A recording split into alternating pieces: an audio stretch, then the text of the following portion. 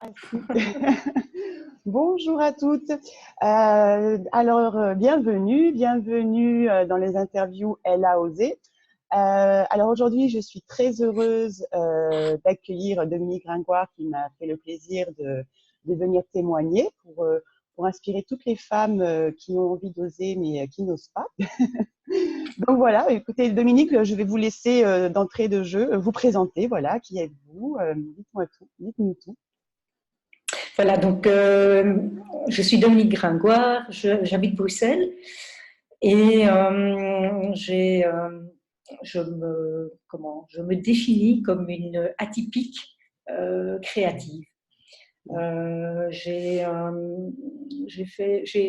travaillé dans la décoration d'intérieur pendant plus de 20 ans. Et avec toujours le sentiment que j'avais une partie de moi qui n'était pas là, en fait. Donc j'avais le sentiment que je faisais ce métier parce que je le faisais bien, mais par contre, j'avais le sentiment que je n'étais pas complète. Je disais d'ailleurs que je faisais ce métier en attendant de trouver mon vrai métier. Voilà. Donc voilà, c'était un peu étrange de fonctionner comme ça. Oui, parce qu'en plus, ce que j'allais vous dire, c'est que ça a duré longtemps. Oui, ça a duré longtemps. Ça Je suis un peu lente, apparemment. Pas grave, l'objectif, c'est d'avancer. Chacun son rythme. Hein. Oui, je précise que j'ai 58 ans aujourd'hui, donc il était temps, je pense. Oui. Voilà. Tout à fait. Et donc pendant 20 ans, en fait, vous avez exercé ce métier.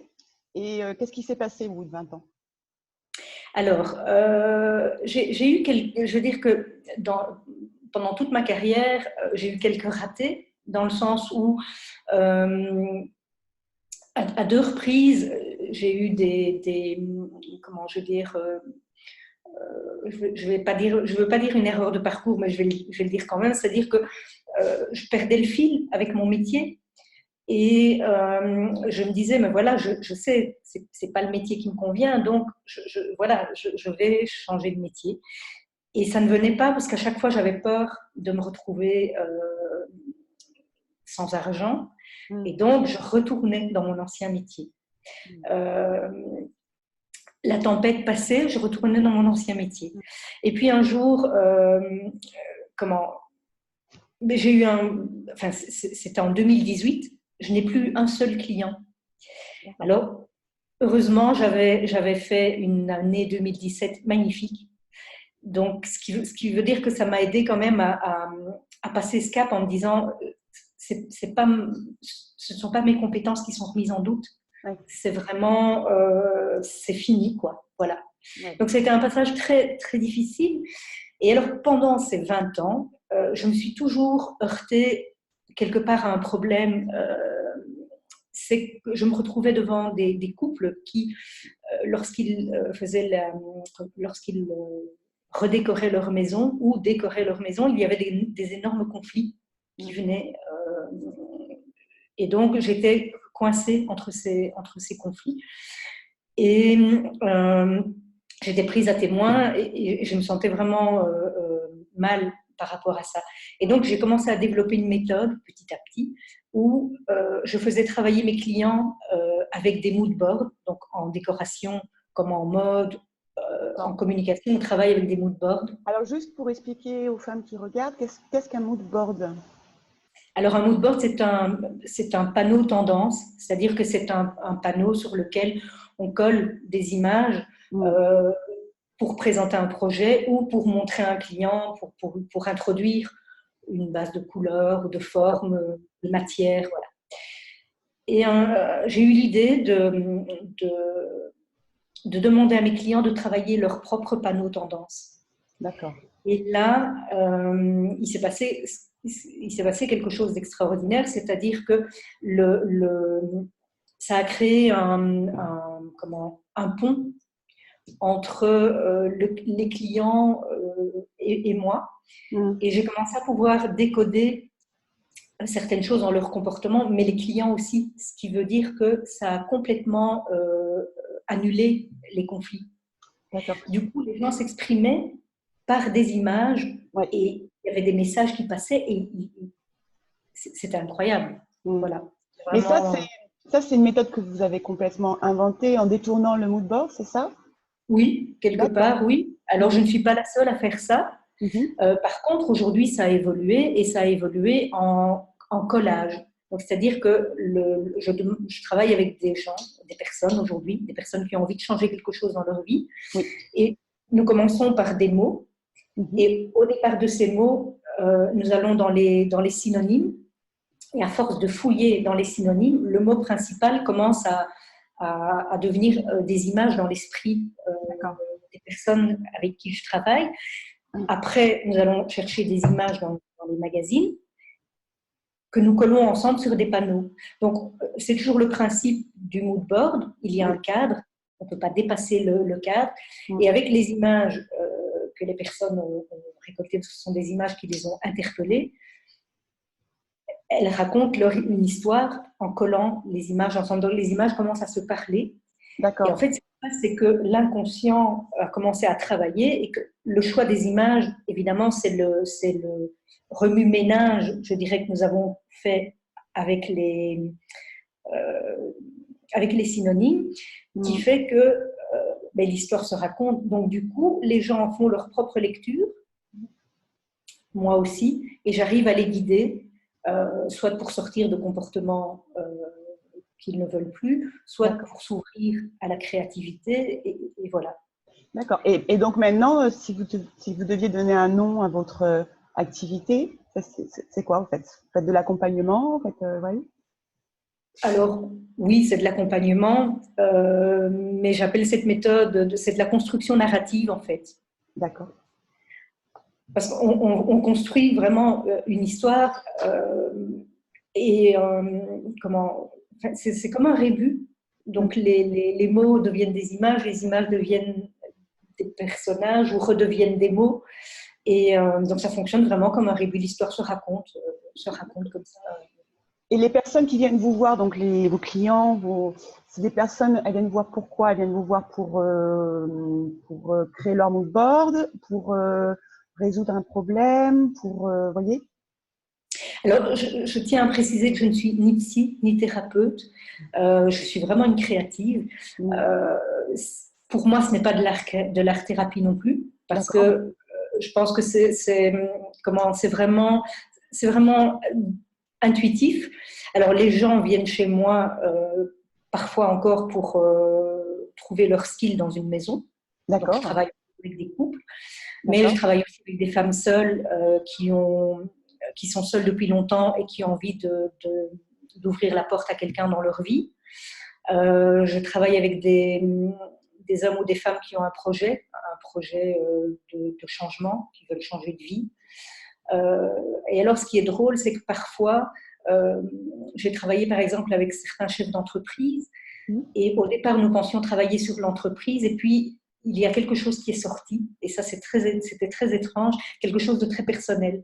Donc, par exemple, un chef d'entreprise, en faisant son collage, s'est rendu compte qu'il était en train de m'expliquer avec des images qu'il avait envie d'écrire un roman. Et c'est son projet secret. Et donc, en voyant les images, il m'a dit « Je suis en train de vous dévoiler mon projet secret. » Et je pense que ce qui sort aussi, l'inconscient le sait, on ne va pas chercher des images de manière anodine. Et l'inconscient va chercher ce qui est le plus urgent, je dirais. Ouais. Mais c'est alors quand vous me parlez là de ce que vous faites avec les personnes, j'ai vraiment l'impression que vous allez chercher à l'intérieur des personnes des choses dont elles ne sont pas encore totalement conscientes. Je ne sais pas comment l'expliquer. Vous voyez, vous faites ressortir ça un peu, des choses importantes qu'elles ont en elles et qu'elles n'arrivent pas à sortir. Donc j'ai un peu cette sensation. C'est parce qu'en fait, on coupe on coupe le mental, on crée un lien beaucoup plus direct entre le mental et l'intuition. Donc, du coup, toutes les barrières tombent. C'est un petit peu comme avec ces couples, les conflits et les barrières tombaient. Et donc, il y a un lien direct qui se fait. Donc, les peurs, l'éducation, enfin, tout ce qui nous empêche d'aller chercher dans notre rêve, finalement. D'accord. Mais Tout ça. les personnes, quand elles arrivent à vous, elles savent qu'elles vont faire ce voyage, entre guillemets, ou elles ne savent pas du tout à quoi s'attendre? Alors, mais elles savent, mais c'est toujours une découverte. Alors, certains viennent aussi avec avec quelque chose à régler. Maintenant, quand je dis quelque chose à régler, encore une fois, ni psy, ni thérapeute. Donc, je ne travaille pas avec des personnes qui ont des gros problèmes. Je travaille avec des personnes qui ont réglé leurs problèmes psychologiques. Je travaille avec des personnes qui ont envie d'être acteurs de leur vie, qui sont ouverts d'esprit, mais qui ont déjà fait un travail sur elles-mêmes. Voilà, donc ça se passe dans le côté positif, je dirais. Je ne peux pas aider, et je ne veux pas aider des personnes qui arrivent avec un bagage lourd et qui ont besoin d'un psychothérapeute. Spécialiste. Mais parce que vous disiez aussi qu'à un moment donné, vous travaillez avec des femmes seules. J'ai l'impression que c'est quelque chose qui est important pour vous. Mais c'est important pour moi parce que ça me touche, parce que je suis une femme et je réalise que c'est un domaine, ça reste un domaine hyper sensible dans le sens où souvent ces femmes qui depuis longtemps ont mis de côté le côté affectif, soit parce que l'une peut être veuve depuis de nombreuses années et elle s'est occupée de sa carrière et de mettre ses enfants en sécurité, donc ça peut durer très très longtemps. D'autres ont eu des grosses déceptions et du coup se sont brûlés les ailes à plusieurs reprises et donc se sont vraiment refermées, se sont protégées. Et physiquement, ces femmes, quelque part, soit elles se négligent, soit elles s'habillent avec de beaux vêtements, mais elles font tout. Elles s'habillent avec une taille en plus pour ne pas montrer leur corps. Et c'est au travers de ces collages que petit à petit, elles découvrent ce qui se passe. Moi, ce n'est pas à moi à leur dire c'est elles qui vont chercher finalement au fond d'elles-mêmes. C'est la manière dont elles mettent une image, l'endroit où elles placent une image, tout ça raconte en fait leur histoire. Et donc, elles découvrent elles-mêmes où est le problème et où il faut évoluer. Ça, ce sont des projets qu'on fait à long terme. Donc, on travaille sur plusieurs semaines, c'est-à-dire ça peut être de 5 à 12 semaines. D'accord. C'est la question que je voulais vous poser, voilà, au niveau du temps, voilà, comment ça se passe. Oui. D'accord. Et alors, du coup, ça passe par aller rencontrer un coiffeur, rencontrer quelqu'un qui donne des conseils en habillement. Et c'est vraiment toutes des choses qui se mettent en place petit à petit. Et donc oui, ça me touche parce que c'est vraiment c'est autre chose qu'un projet professionnel. C'est vraiment ces femmes commencent à se réouvrir petit à petit à quelque chose qu'elles ont éteint finalement. Donc oui, ça me touche. Et si vous deviez donner un nom à votre nouveau métier que vous avez créé, ce serait quoi? Vous vous présentez comment? Bien, ça c'est difficile. C'est difficile parce que en plus je suis quelqu'un de méticuleux, donc j'ai pas encore trouvé le bon terme. Mais voilà, ça parle de panache, ça parle de sensibilité, ça parle. Donc je ne sais pas, je verrai bien. D'accord. C'est peut-être relié à des valeurs aussi, si on parle en termes de valeurs. Voilà ce que vous venez de me dire, la sensibilité, le fait d'être à l'écoute, le fait de. Non, c'est à ce niveau-là peut-être. Oui, et c'est probablement pour ça que je n'ai pas encore trouvé de nom parce que aussi parce que ça évolue tout le temps. Oui. Et ce qui est merveilleux, c'est que moi, à force de faire des ateliers, je fais chaque fois des affiches pour faire la promotion. Et en fait, ces collages fonctionnent sur moi. Donc, moi, j'évolue en faisant mes collages, et ça, je ne m'en rendais pas compte.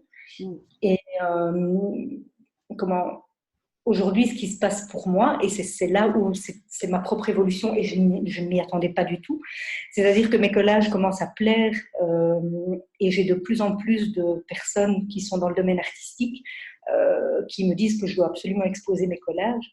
Ah Et oui. donc, voilà, moi qui ai étouffé mon côté artiste pendant des années, Mm.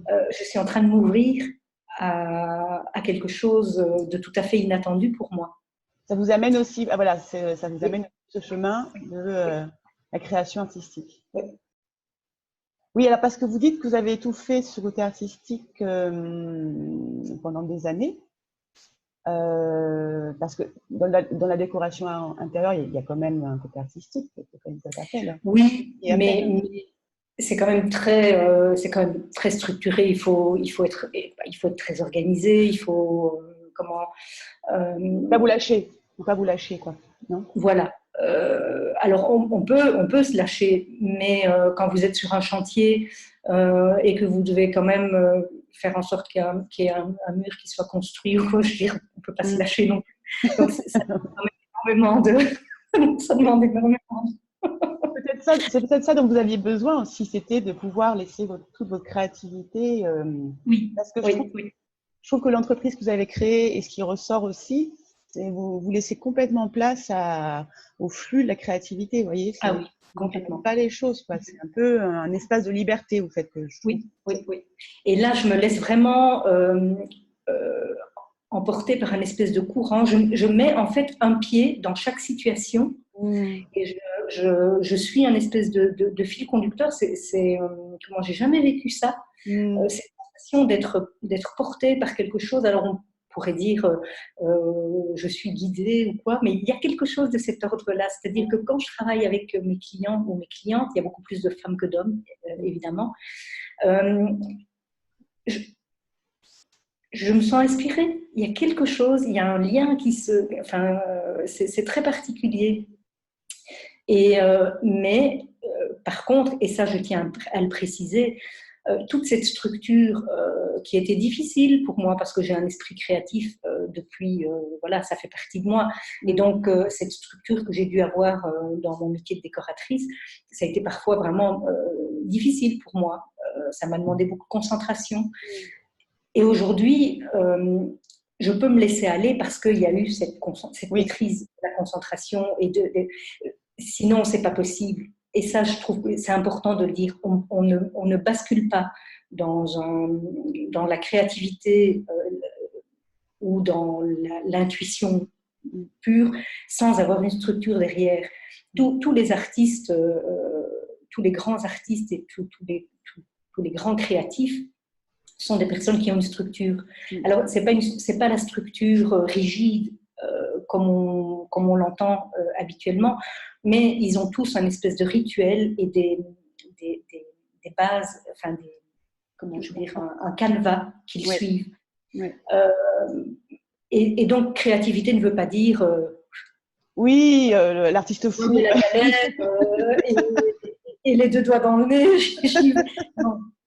Voilà, mais c'est important. Donc, ça veut dire que tout le bagage qui est devant, enfin, ou derrière, Ouais, il devait être là. Voilà. oui, oui. C'est important de ne pas larguer son passé non plus. Non, puis ça fait partie de vous, de votre évolution. Je pense que c'est toujours Oui. important.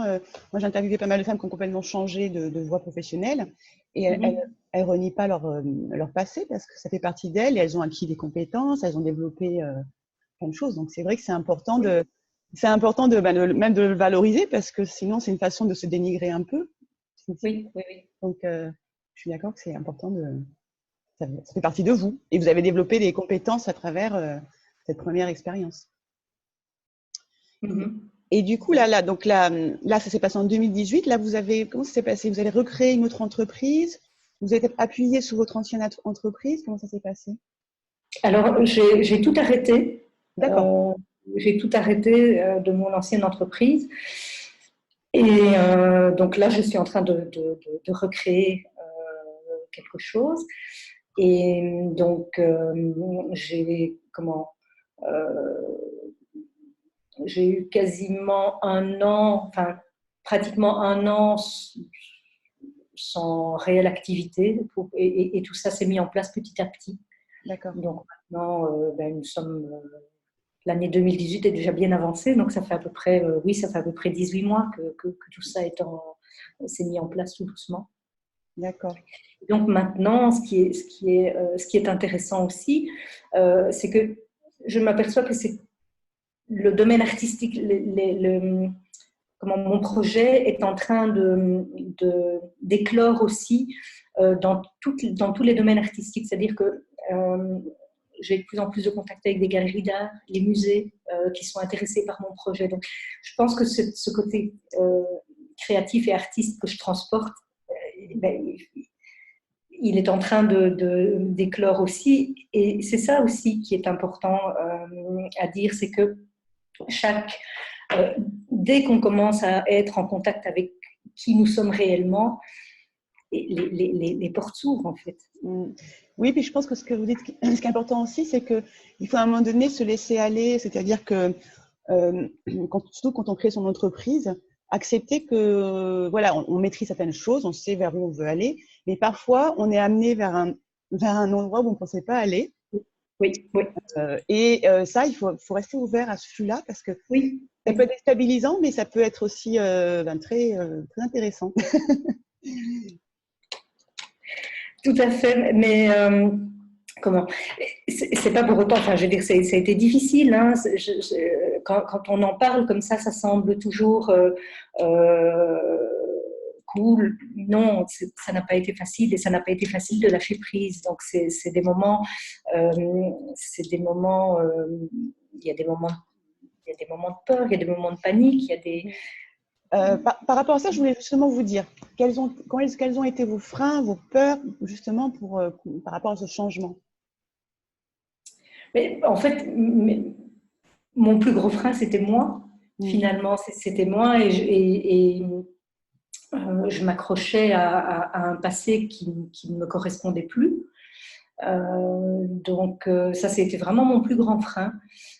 Et alors aussi, du fait que c'était un métier qui ne me convenait plus, mais je ne m'en rendais pas compte, je me suis rendu compte aussi que je pensais que j'avais des problèmes de concentration ou que j'avais du mal, j'avais des difficultés pour me concentrer. En fait, non. C'est-à-dire qu'il y avait mon esprit, mon mental me disait tu dois faire ci, tu dois faire ça, tu vas voir telle personne, tu vas voir tel client, tel projet, tu dois avoir tel projet. Mais mon instinct faisait marche arrière. Et donc, je ne manquais pas de concentration. J'étais simplement une personne qui était divisée en deux. Donc, il y a une partie de moi qui allait de l'avant et l'autre qui prenait la tangente. Et donc, et ça, c'était parce qu'il a fallu que je prenne conscience de ça. Et donc, du coup, à un moment, je me disais, mais je n'ai plus confiance en moi. Et en fait, non, aujourd'hui, ce n'était pas ça. J'avais un sentiment d'illégitimité qui a disparu aujourd'hui. D'accord. Parce que, c'est pas que je me sens légitime à 100%. Il y a c'est pas tout à fait ça. Je ne me sens pas illégitime et me sentir légitime, ça n'a même plus de terme en fait. C'est juste que je suis à ma place. Voilà. Je ne me monte pas la tête, mais j'avance pas à pas. Il y a une certaine humilité qui s'est installée. J'ai plus d'ambition non plus. C'est-à-dire que l'ambition qui nous ronge et qui fait qu'on veut être le meilleur, on veut être... eh bien, ce n'est plus ça non plus. Mais j'avance mieux. Je comprends tout à fait. C'est un peu comme si vous étiez autorisé au fait quelque chose. J'ai l'impression, j'ai cette sensation en fait. Comme si à un moment donné, il y avait une lutte intérieure et puis à un moment donné, vous avez lâché quelque chose et vous êtes autorisé à faire ce que vous vouliez faire. Et moi, j'ai un peu cette sensation. Oui, c'est quelque chose. En fait, c'est quelque chose que je n'explique peut-être pas bien avec des mots, mais j'ai l'impression tout d'abord d'être à ma place, effectivement, et c'est pas de l'ordre de la mission, parce qu'on parle beaucoup de mission et tout ça. Donc j'utilise ce mot-là parce que je pense que tout le monde le comprend, on comprend le sens de ce que ça veut dire. Mais ça, c'est autre chose. C'est simplement J'ai quelque chose à apporter aux gens. Je ne me fais pas la grosse tête. C'est simplement, j'ai un rôle à jouer. Voilà, c'est ça. J'ai un rôle à jouer parce que j'ai une facilité pour faire quelque chose. C'est comme si on m'avait donné ça. Et eh ben, je vais le faire parce que justement, je sais que ce que j'ai là, ça peut aider pas mal de personnes. Oui, parce que c'est le besoin de transmettre. Je pense aussi, alors le besoin de transmettre, ça fait partie de mon âge aussi. Je pense que on arrive à un moment de sa vie, à 58 ans, je pense que c'est normal d'avoir cette envie de transmettre, envie de partager aussi. Ouais. Ouais. Et par rapport donc à tous ces changements que vous avez mis en place, est-ce que vous avez découvert ça vous a permis de vous découvrir autrement? Oh oui. Alors, quand je regarde mes collages, en fait, j'ai découvert d'abord que j'avais énormément d'humour. Ah oui. Alors, j'aime rire, mais j'ai toujours pensé que j'adorais rire des histoires des autres, mais que moi, j'avais pas spécialement beaucoup d'humour. En fait, quand je vois mes collages, et ça me fait un bien fou parce que quand je regarde les collages, je me dis, mais d'abord, c'est plein de joie de vivre, c'est plein de couleurs, c'est plein d'espiègleries, et c'est hyper poétique. Et donc, et ça, je ne savais pas. D'accord. Donc, je suis une romantique, je l'ignorais. Je suis drôle et je pense que je l'ignorais aussi. Et donc, parfois, je me rends compte qu'en fait, j'ai attrapé un espèce d'automatisme dès qu'il y a quelque chose qui me contrarie.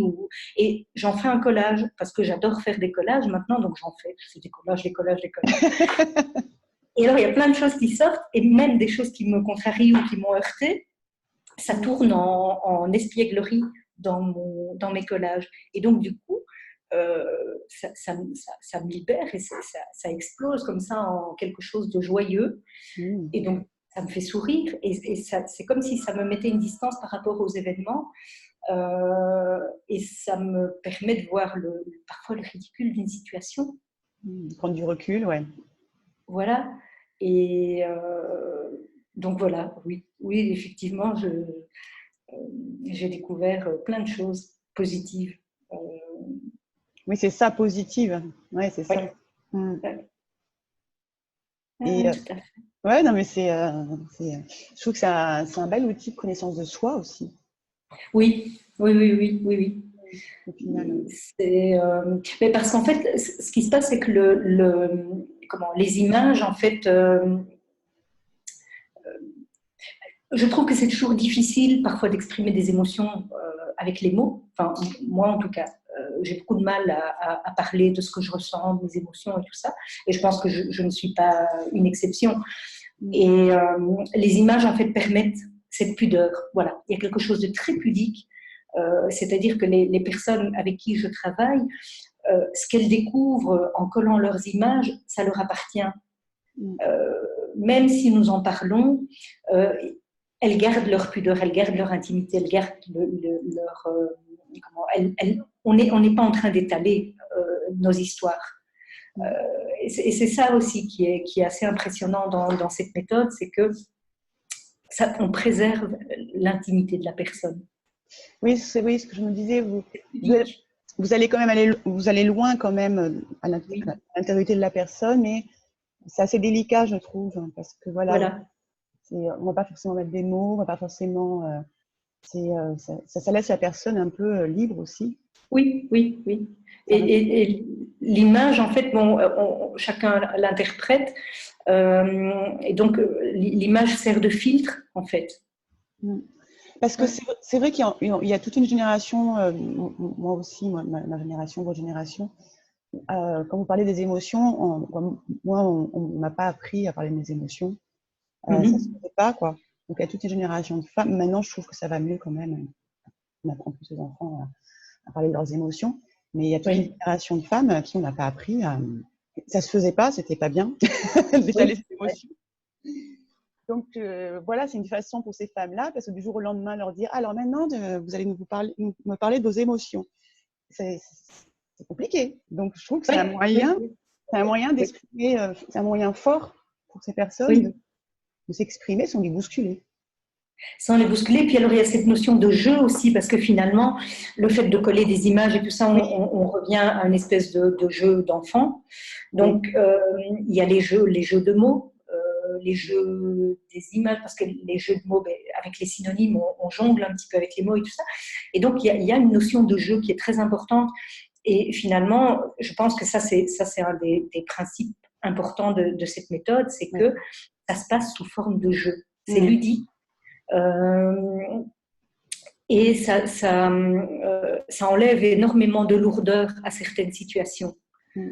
Parce que même si on travaille dans le côté positif, il y a parfois des grosses émotions qui passent. Oui, Mais voilà, du fait que ça passe par le jeu des images et le jeu du collage, c'est beaucoup plus léger. C'est beaucoup plus léger. Il y a toute une symbolique qui tourne autour de l'image. D'abord, aussi la légèreté du papier. mm. Puis on se retrouve en train de coller des images avec de la colle. Donc on rit beaucoup.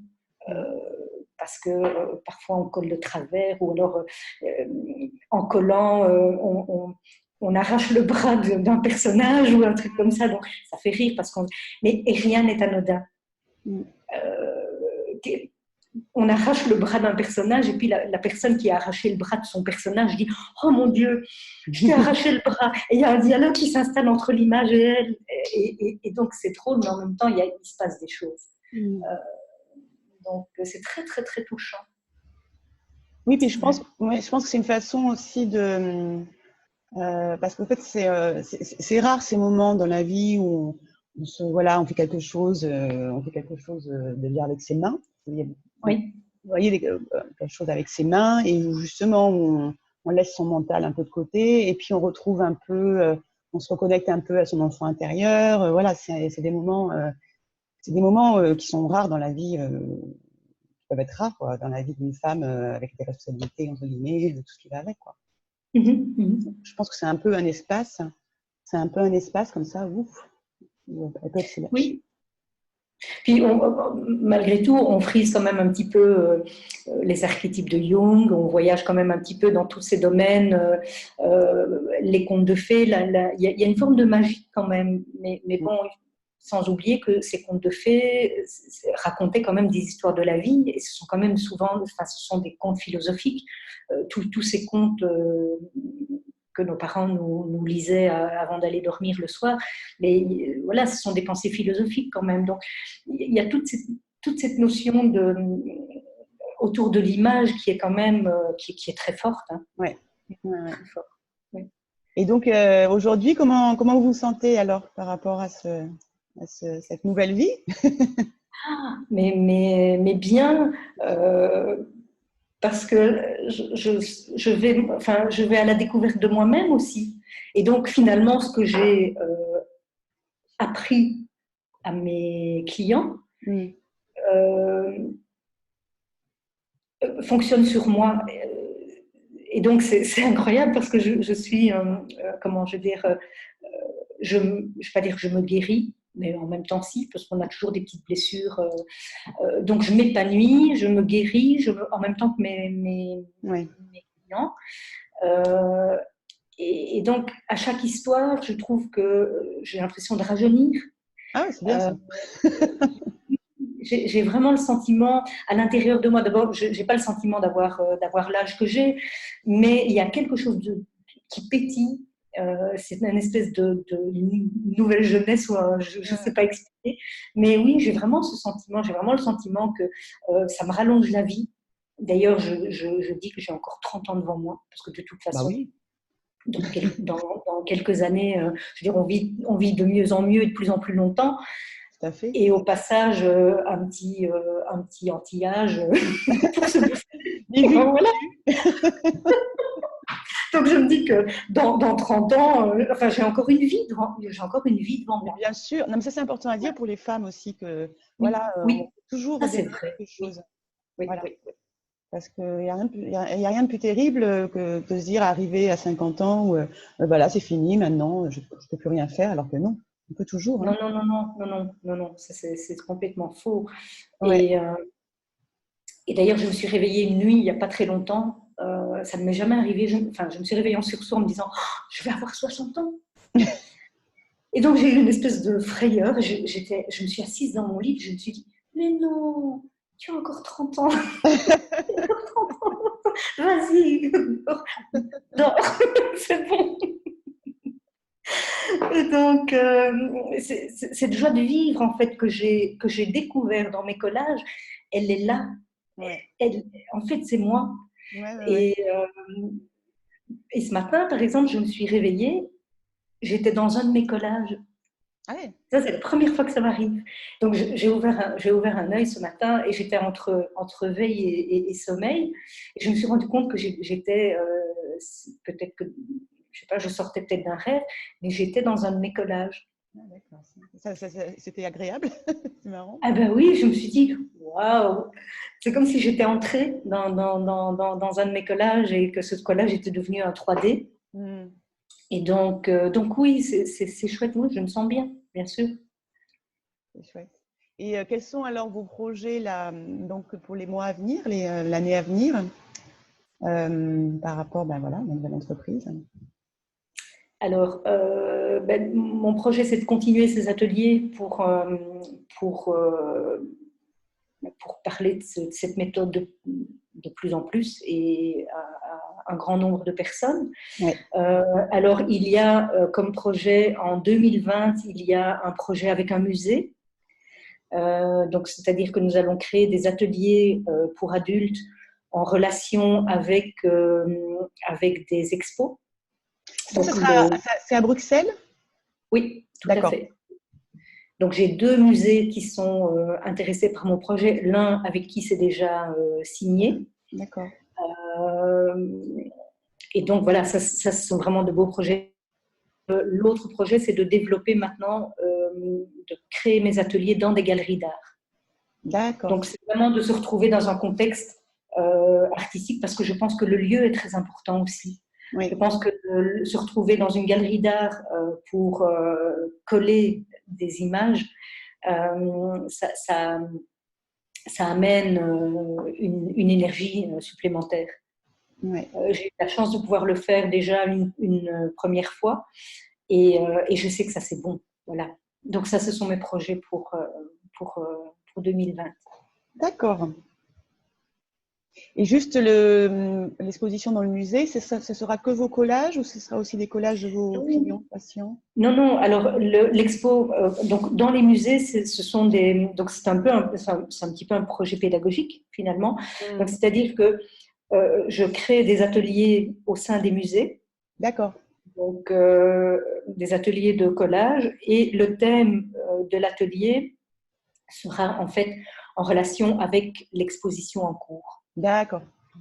Voilà. Donc ça c'est génial. Ouais. C'est vraiment Beau projet.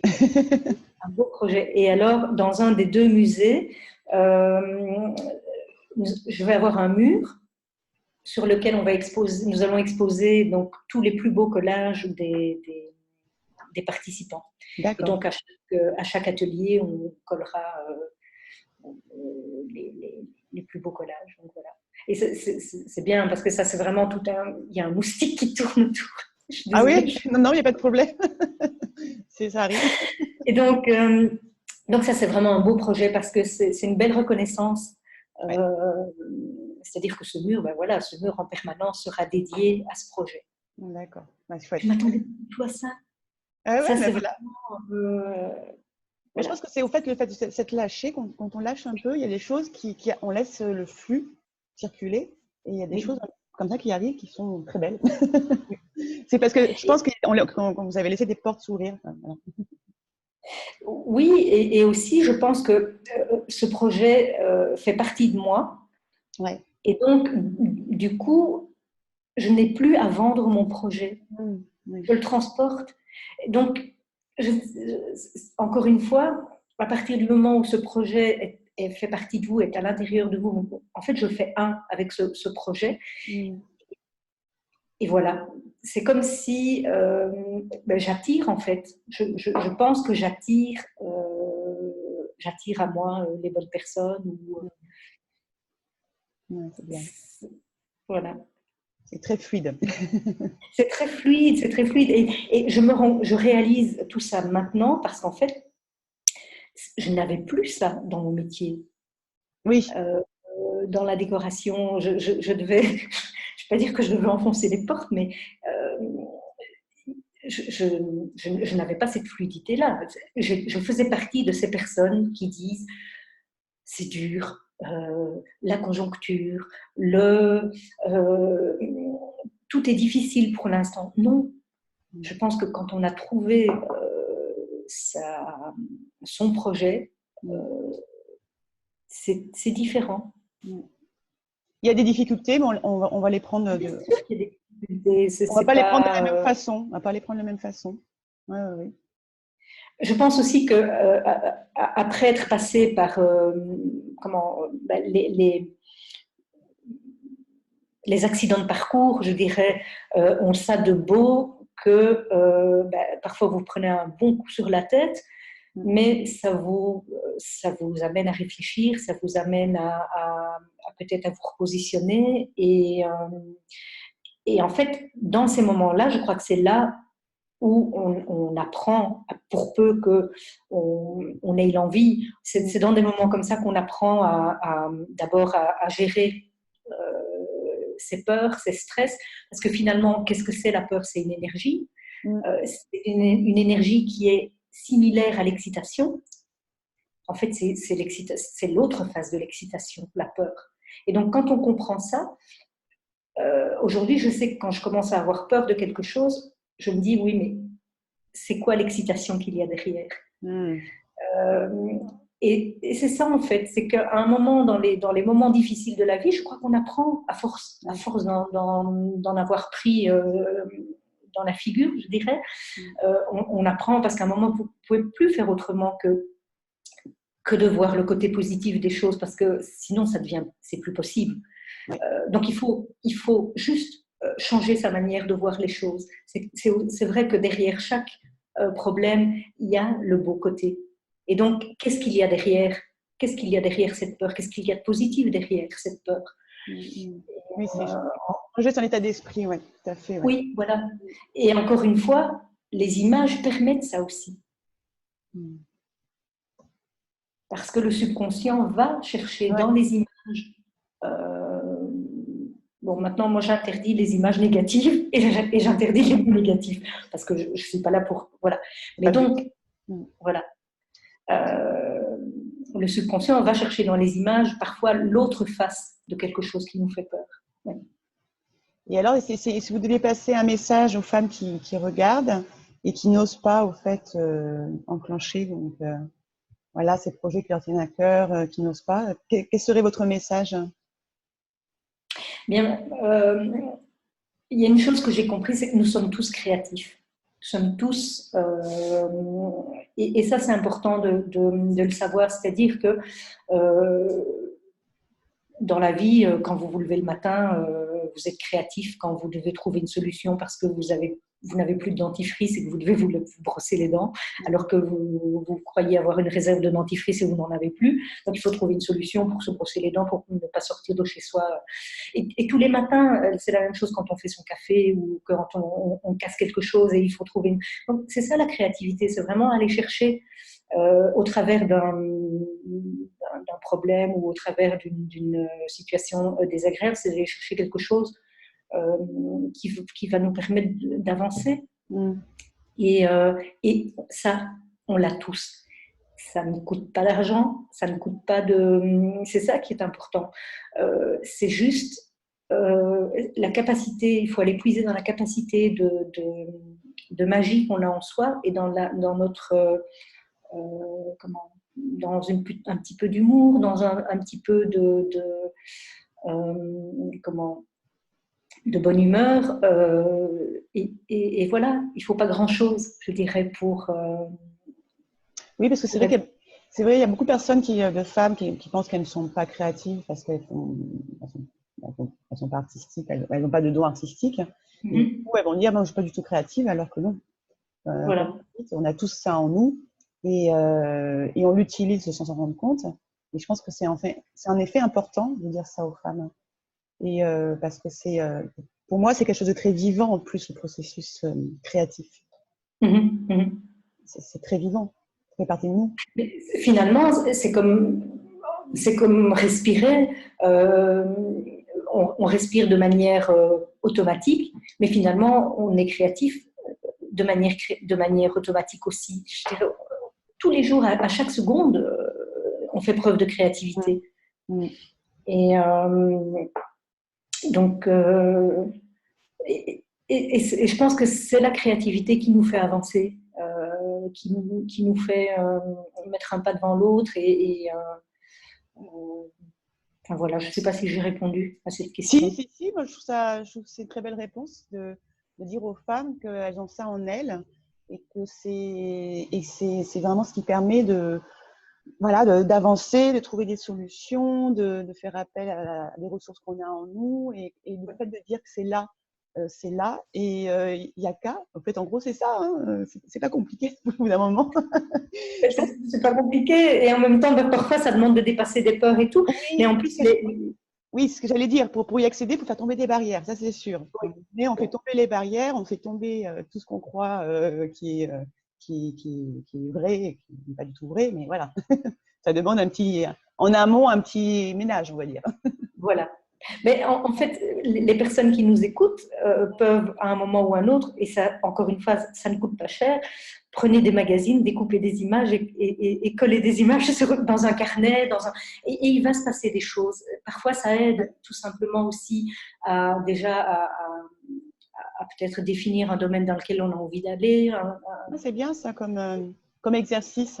Comme exercice, bien sûr, dans un petit carnet, écrire des mots, coller des images, et puis, enfin, voilà, et il va se passer quelque chose, parce que le subconscient va switcher vers quelque chose. En plus, nous, les femmes, nous sommes quand même formatées pour être mères, donc créatives, parce que je dirais, aucune femme qui est maman ne peut pas nier qu'à un moment, elle a dû faire preuve de créativité. Je veux dire, les femmes sont capables de faire plusieurs choses en même temps. S'il y a bien une catégorie de personnes qui a des capacités plus, ce sont quand même nous, les femmes. Je suis d'accord. C'est vrai, hein. Donc voilà. Et donc, est-ce que vous avez quelque chose donc à rajouter pour clore l'interview? Un message que vous voulez faire passer? Dites-moi. D'abord, vous dire merci pour ce témoignage que vous allez diffuser. Et puis, merci de m'avoir donné l'opportunité d'en parler.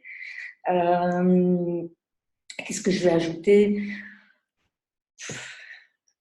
Non, pas grand-chose. Je pense que j'ai dit que j'étais contente. J'ai dit que je me sentais bien. C'est bien. J'ai dit que je rajeunissais. Donc, je pense que c'est important. Peut-être que ça, j'ai envie d'ajouter, c'est que la vie appelle la vie. Et c'est vrai qu'il faut faire un effort à un moment avec le mental en se disant, au début, il faut se forcer à être joyeux. Ça, c'est un bon exercice. Mais après, c'est comme faire de la gym, ça fonctionne. S'obliger à dire, enfin, à être positif, ça, je pense que c'est la chose la plus importante. Oui. Faire attention à ses pensées. Moi, la façon dont on nourrit son corps, ses pensées, ses émotions. Je pense qu'on est vraiment les gardiennes de notre temple. Et donc, c'est à nous de nourrir correctement nos pensées, nos émotions, notre corps. Et on n'y pense pas forcément à ça, mais je vous rejoins tout à fait sur les pensées et sur le fait d'être vigilant sur nos pensées. Oui. Ça a un impact énorme. On n'imagine pas l'impact de nos pensées sur notre bien-être, que ce soit physique ou émotionnel. C'est vraiment le premier effort le plus gros, parfois le plus difficile pour certaines personnes qui sont dans des situations quand même compliquées, qui sont dans des situations parfois inextricables et qui sont voilà. Mais se forcer à être positif tous les jours un peu plus, ça, voilà, ça commence par ça. C'est Et vraiment après, important. et après, ça devient, c'est comme si on changeait une habitude, je trouve, un mode Oui, de oui, fonctionnement. Donc, il faut, oui. voilà, on change ça et après, ça devient naturel, en fait. Ça devient Ça naturel. devient naturel et puis après, on se rend compte que tous les jours, la vie nous fait des cadeaux. Mm. Euh, quand sans être positif, on ne les voit pas, en fait. Et après, enfin, c'est incroyable. Je veux dire, le nombre de cadeaux que la vie nous fait quand dont on n'est pas toujours conscient. Mm. Ça, c'est important. Ouais, ouais. En tout cas, bah, c'est un beau message de clôture pour l'interview. En tout cas, je vous remercie beaucoup, Dominique, hein, pour de beaux témoignages. Donc, je vais mettre sur la vidéo les liens vers vos réseaux sociaux et votre site pour qu'un peu les femmes qui regardent et qui vont regarder, voilà, aillent voir un peu votre travail. Et vous avez refait votre site, c'est ça? Votre site a été refait là, ce que vous m'avez dit? Oui, oui, oui. Là Voilà, maintenant, voilà, c'est fait. neuf tout beau. Neuf tout beau, voilà. Et ça va évoluer encore, mais en tout cas, voilà. Et ça explique quand même mon parcours passé, présent D'accord. et le futur, on verra. Et le futur, on verra. Ouais, bah, écoutez, Dominique, je vous remercie. Merci beaucoup pour ce beau témoignage. Et ben voilà, je vous dis à très bientôt. Mais merci, à vous aussi. Donc, bien, bonne vie à toutes celles qui nous regardent. Ouais. Au Merci. revoir. Merci Dominique. Au revoir.